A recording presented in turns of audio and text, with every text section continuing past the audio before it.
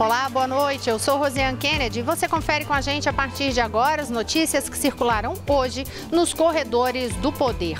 Brasília amanheceu com clima tranquilo na esplanada dos ministérios e o governo revogou o decreto que autorizava o uso das Forças Armadas. Já chega a R$1,5 milhão o prejuízo provocado por causa das depredações ontem, e isso somente em 2 ministérios. O restante do cálculo ainda está sendo feito. Os detalhes você confere com a gente a partir de agora, aqui diretamente de Brasília, pela TV Brasil, pela Rádio Nacional e emissoras públicas de todo o país. A gente começa justamente com essa informação a respeito da decisão do governo federal hoje de revogar o decreto que autorizava o uso das Forças Armadas na proteção aos prédios aqui na esplanada dos ministérios. Quem tem os detalhes para a gente é Jéssica Gonçalves. Boa noite, Jéssica. Boa noite, Rosiane. Pois é, as Forças Armadas já deixaram as ruas de Brasília. O governo federal suspendeu o decreto que autorizava o reforço das Forças Armadas na capital do país entre os dias 24 e 31 de maio. Segundo o presidente Michel Temer, a medida foi tomada porque terminaram os atos de violência e depredação vistos durante a manifestação dessa quarta-feira. Agora cabe à Advocacia Geral da União periciar os prédios dos ministérios que foram depredados e estimar os prejuízos para que os culpados paguem pelos danos causados. O ministro da Defesa, Raul Jungmann, classificou os atos como incompatíveis com o regime democrático e deixou um recado do presidente. Vamos ouvir. Não há democracia sem ordem. A ordem é basilar, é essencial para a democracia. E no que diz respeito às Forças Armadas, em síntese, poderia traduzir o seu pensamento da seguinte forma: dentro da Constituição, tudo; fora da Constituição, nada. Jungmann lembrou que a medida está prevista na Constituição e que de 2010 até agora já foram decretadas 29 ações de garantia da lei e da ordem durante, por exemplo, a Copa do Mundo e a greve de policiais no Espírito Santo. O ministro do Gabinete de Segurança Institucional, Sérgio Etchegoyen, detalhou que as ações da manifestação foram acompanhadas pelo governo e que a decisão de acionar as Forças Armadas foi tomada quando um grupo colocou fogo no Ministério da Agricultura. Rosiane. Obrigada, Jéssica Gonçalves. E a gente vai justamente saber qual foi a situação hoje aqui nos ministérios, porque o governo começou a fazer o cálculo do prejuízo gerado diante de toda aquela depredação do patrimônio público aqui em Brasília. Quem tem os detalhes para a gente é Daniele Popov. Boa noite. Oi, Rosiane, boa noite para você, boa noite a todos. A varredura dos prejuízos na esplanada dos ministérios começou logo pela manhã. No Ministério do Planejamento, a avaliação já aponta um dano de R$330 mil. No Ministério da Agricultura, o mais atingido, já foram feitas perícias pela Defesa Civil, Polícia Federal e Corpo de Bombeiros. Na entrada principal, portas e vidraças foram quebradas. Do lado oposto, o fogo deixou marcas nas paredes. Os cálculos chegam a R$1,5 milhão. O prejuízo total calculado chega a R$1,5 milhão. Lembrando que o quebra-quebra atingiu ainda os Ministérios de Minas e Energia, Integração Social, Fazenda, Saúde e Cultura, além de outros bens públicos, como paradas de ônibus, orelhões. Nós tivemos acesso a câmeras de segurança do Ministério da Cultura. Os vídeos mostram jovens quebrando as portas da entrada, vidraças, atirando paus e pedras e até uma bomba. Tentaram também destruir as câmeras internas. Em nota, o Ministério da Cultura lamentou os atos de vandalismo e destacou que houve o princípio de incêndio na biblioteca do órgão, que acabou de ser restaurada e seria inaugurada em poucos dias. Os prédios públicos foram alvos de pichações, inclusive o Museu da República e a Catedral, que também teve a vidraça atingida. Apesar dos estragos, hoje foi dia de expediente normal na esplanada. Durante a manifestação, a PM do Distrito Federal afirma que atuou com mais de 3 mil militares na esplanada dos ministérios, mas eles não conseguiram impedir o cenário de guerra e, por isso, foram acionadas as tropas federais. Rosiane? Obrigada, Daniele Popov. Enquanto a Daniele mostrava aí esse cálculo já inicial de algumas das pastas, Mariana Jungmann, que está aqui ao meu lado, recebeu uma mensagem no celular da Advocacia Geral da União falando justamente sobre isso, né, Daniele? Perdão, Mariana, boa noite. Boa noite. É isso mesmo, Rosean. A Advocacia Geral da União está pedindo a todos os órgãos públicos que foram atingidos por esses atos de vandalismo que apresentem um levantamento dos danos causados para que ela possa acionar o Judiciário para pedir o ressarcimento, viu, Rosiane? Segundo a Advocacia Geral da União, eles vão mover uma ação pública sobre isso e podem ser responsabilizados os organizadores da manifestação e aqueles vândalos que forem identificados nas imagens, enfim. Então, a Advocacia Geral da União está aguardando que todos os órgãos públicos aí afetados por essa manifestação na Esplanada entreguem esse levantamento sobre os danos causados. A gente viu que além dos prédios, né, Mariana, chega a gente que é aqui de Brasília, ou com certeza quem conhece aqui a capital federal, eu sou suspeita para falar, eu amo essa cidade, eu acho isso aqui lindo demais, a Esplanada é muito linda. E aí você vê ali o Museu da República, a Catedral, sabe? A Catedral, a Rainha da Paz. É inacreditável realmente imaginar que aconteceu isso. Você que é daqui, eu acho que sente a gente lembra quando em 2013 o Itamaraty também foi atingido por um coquetel molotov, começou a pegar fogo ali na portaria daqui do Congresso, dos nossos comitês de imprensa, a gente conseguia ver, é uma cena sempre muito triste. A Catedral aqui de Brasília, né, que eu estava falando aqui, que foi a igreja atingida ontem, né, nesses atos, realmente é uma cena muito triste. Olha, em relação a esses atos também de violência de ontem, a gente lembra o seguinte, aquilo ali resultou em dezenas de pessoas feridas, 4 pessoas, inclusive, ainda estão internadas aqui no Hospital de Base em Brasília. Entre as pessoas feridas, a gente tem, inclusive, uma colega de trabalho, a Gisele Garcia, às vezes ela participa aqui com a gente nos corredores do poder. E a Gisele Garcia teve as 2 pernas feridas. Inicialmente, a ideia que se tem, o que se imaginou é que aquilo ali foi provocado por estilhaços de uma bomba caseira. Provocou, assim, um ferimento muito grave nas 2 pernas de Gisele, que vai ter que ficar afastada por vários dias diante disso. É realmente lamentável, uma pena. A gente sente muito aí pela situação dela e também das outras pessoas e deseja uma recuperação rápida para que nossa colega de trabalho esteja aqui e bem. Gisele, nosso pensamento positivo aí para você ter uma recuperação rápida, que a equipe ficou realmente muito preocupada, né? Mariana está aqui ao meu lado até tarde da noite. Ontem a gente estava muito preocupado em relação a essa situação da Gisele. E aí, essa situação toda de violência fez, inclusive, com que integrantes da base governista reforçassem o discurso aqui na Câmara dos Deputados hoje de que a medida do governo de acionar as tropas federais ontem foi uma medida necessária. O líder do DEM, Efraim Filho, por exemplo, ele chegou a avaliar o seguinte, que essa medida foi necessária para evitar que aqueles casos de violência terminassem em morte. Vamos acompanhar o que ele disse. Eu não tenho dúvida de que a intervenção salvou vidas. A manifestação legítima, é a manifestação pacífica, é a manifestação cidadã, como a gente viu, por exemplo, nos episódios do impeachment da presidente Dilma. Eu acredito que aqueles que vieram para cá exercer o seu direito, eles mesmos saíram frustrados com os atos de violência, vandalismo e depredação que todos nós presenciamos.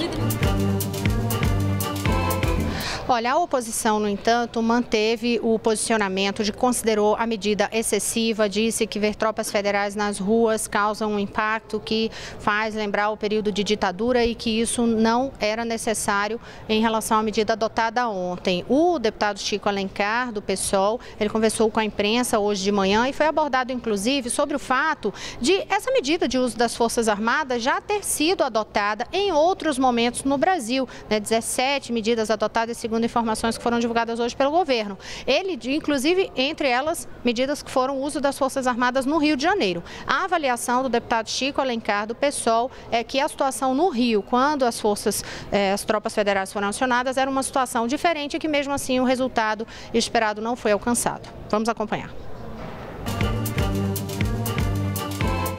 Diferencia que ali havia situações alegadas, como em outros estados, de rebelião em presídio, descontroladamente. E no Rio de Janeiro, a conhecida guerra do tráfico armado de drogas. A solução da repressão mesmo com as UPPs que lamentavelmente faliram totalmente, porque tinham um defeito congênito de origem, colocar a Força Armada que não tem nenhum preparo para lidar com essa situação da população civil. Agora, gente, não tem como falar de todo esse episódio ocorrido ontem e não lembrar aquele caso lá de 2014, quando justamente por causa de manifestações violentas, um cinegrafista foi atingido por um rojão, estava em trabalho e terminou morrendo, né? Foi vítima ali da agressividade desses manifestantes lá naqueles atos de 2014. E aí hoje houve uma decisão. A decisão é de ontem, mas a divulgação foi hoje em relação ao que vai ocorrer com os acusados de lançarem esse rojão que resultou na morte do cinegrafista. Quem tem os detalhes é Daniele Popov. Pois é, Rosiane, o ministro do Supremo Tribunal Federal, Gilmar Mendes, rejeitou o pedido de habeas corpus feito pela defesa dos dois jovens acusados de matar o cinegrafista Santiago Andrade em fevereiro de 2014. Gilmar Mendes também confirmou o prosseguimento das medidas necessárias para submeter Caio Silva de Souza e Fábio Raposo Barbosa a júri popular. Santiago Andrade, que era cinegrafista da TV Bandeirantes, foi atingido por um rojão enquanto cobria uma manifestação contra o aumento das passagens de ônibus no Rio de Janeiro, próximo à Central do Brasil, no dia 6 de fevereiro de 2014. O cinegrafista morreu após 4 dias internado. Os acusados respondem pelos crimes de explosão e homicídio doloso triplamente qualificado por motivo torpe, impossibilidade de defesa da vítima e uso de explosivo. Rosiane? Daniele Popov, eu vou pedir, que eu sei que você tem uma outra informação, e aí voltando justamente a essa questão das manifestações de ontem, manifestações que foram contra as reformas, contra o governo Temer e também pedindo ali direta já. E hoje o presidente Michel Temer, agora há pouco, ele divulgou um vídeo em redes sociais falando tanto das manifestações como das votações no Congresso Nacional. O que é que o presidente disse? Pois é, no vídeo de pouco mais de 2 minutos, o presidente Michel Temer agradeceu o empenho do Congresso Nacional na aprovação essa semana de 7 medidas provisórias, apesar das manifestações, com o empenho da base governista. E mesmo com essas manifestações, temas como, ele destacou, temas como a regularização fundiária, FGTS e auxílio-doença, que foram citados aí nesse vídeo pelo presidente Michel Temer. Ele agradeceu ainda o empenho da base aliada e dos presidentes da Câmara e do Senado nessas votações e disse que quer colocar o Brasil nos trilhos. Vamos ouvir. O trabalho continua, vai continuar. Temos muito ainda a fazer e esse é o único caminho que meu governo pretende seguir: colocar o Brasil nos trilhos.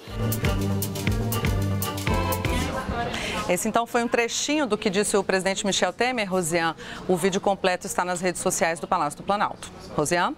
Obrigada, Daniele Popov. Daqui a pouquinho a gente volta com outras informações, inclusive sobre essa agenda aqui da Câmara e também do Senado Federal. Eu volto já.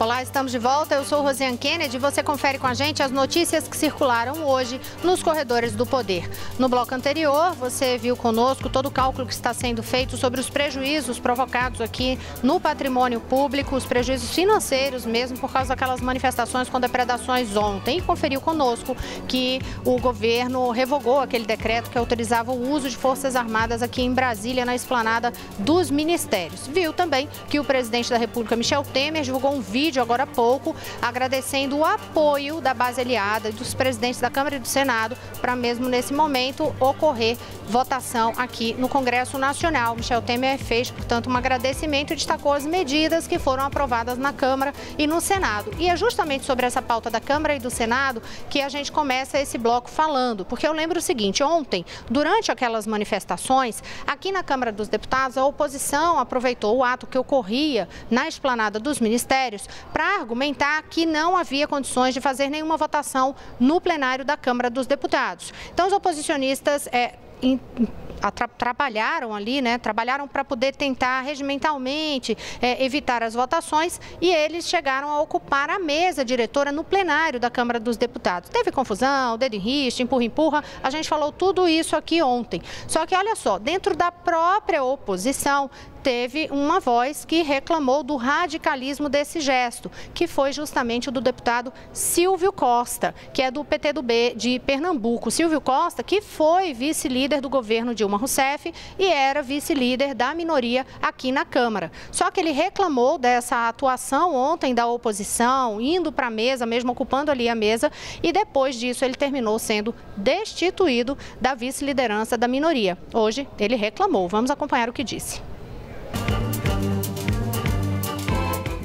Eu não posso concordar que em uma das maiores democracias do mundo, a oposição invada a mesa do parlamento e queira encerrar a sessão na tapa, encerrar a sessão no grito. O parlamento, evidentemente, é o lugar do diálogo. Você só consegue as coisas através do diálogo, do entendimento. Não é assim que a oposição brasileira vai conseguir chegar a melhorar o seu diálogo com as ruas. Eu solicitei resposta ao líder da minoria, José Guimarães, que é do PT, mas eu não obtive ainda essa resposta, pelo menos até agora, a hora que eu vim aqui para a apresentação do jornal. Apesar de toda essa confusão que ocorreu ontem, depois que a oposição, inclusive, esvaziou o plenário, depois de ocupar a mesa ali, diretora, eles esvaziaram o plenário e aí, depois disso, mesmo assim, o governo conseguiu, a base governista, aprovar 6 medidas provisórias ao longo da noite e da madrugada, o que foi comemorado hoje pelo governo. No Senado, quem conta pra gente como é que ficou de votação, hoje teve motivo de comemoração da base governista lá também, né, Mariana, com uma das aprovações de medida provisória. A medida provisória do saque do FGTS, viu, Rosiane Kennedy? Os nascidos no fim do ano estão salvos.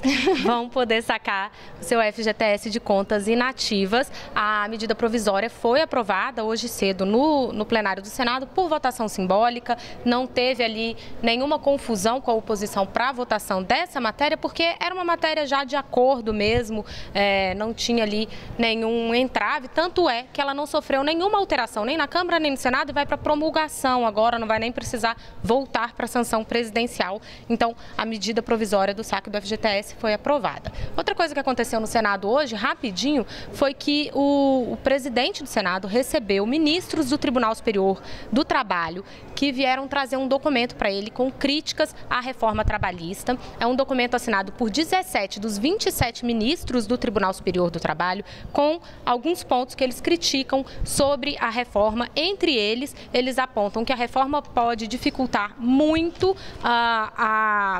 a reforma pode dificultar muito o acesso das pessoas, principalmente as mais pobres, à justiça, e também que vai deixar desequilibrada a negociação entre empresários e trabalhadores. Esses são os principais pontos criticados, mostrando aí que o tribunal realmente está bastante dividido com relação à reforma, viu, Rosiane? Obrigada, Mariana Jungmann. A gente lembra que, pela previsão negociada com a base, é para ter votação na Comissão de Assuntos Econômicos do relatório na próxima terça-feira. Na próxima terça-feira tem essa previsão, mas aí a gente lembra que estamos enfrentando toda aquela obstrução da oposição. Vamos ver se vão conseguir votar isso. E agora a gente segue em relação a esse noticiário, em meio a esse clima tenso. Hoje a OAB protocolou um pedido de impeachment, mais um pedido de impeachment do presidente Michel Temer. Quem tem os detalhes é Carolina Pimentel. Boa noite, Rosiane. A Ordem dos Advogados do Brasil protocolou oficialmente hoje na Câmara dos Deputados um pedido de impeachment do presidente Michel Temer. A OAB argumenta que o presidente cometeu crime de responsabilidade e faltou com decoro ao receber no Palácio do Jaburu o empresário Joesley Batista, dono da JBS e um dos investigados na Operação Lava Jato. O presidente da OAB, Cláudio Lamáquia, disse que apesar dos áudios feitos por Joesley Batista estarem passando por uma perícia, o presidente Michel Temer não negou esse encontro e isso não invalida o pedido da Ordem dos Advogados. Para Lamáquia, um processo de impeachment não traria desestabilização ao país. Além desse pedido da OAB, mais 13 pedidos de impeachment de Michel Temer já foram protocolados na Câmara. Agora, a decisão de acatar ou não esses pedidos e abrir um processo de afastamento é do presidente da Câmara, Rodrigo Maia. Líderes da oposição cobram de Rodrigo Maia que ele aceite o pedido e instale essa comissão. Já a base aliada do governo diz que o pedido da OAB vai ser avaliado e nega que o presidente da Câmara, Rodrigo Maia, esteja blindando o presidente Michel Temer. Rosiane. Obrigada, Carolina Pimentel. Vamos novamente ao estúdio da Rádio Nacional saber outras notícias com Jéssica Gonçalves.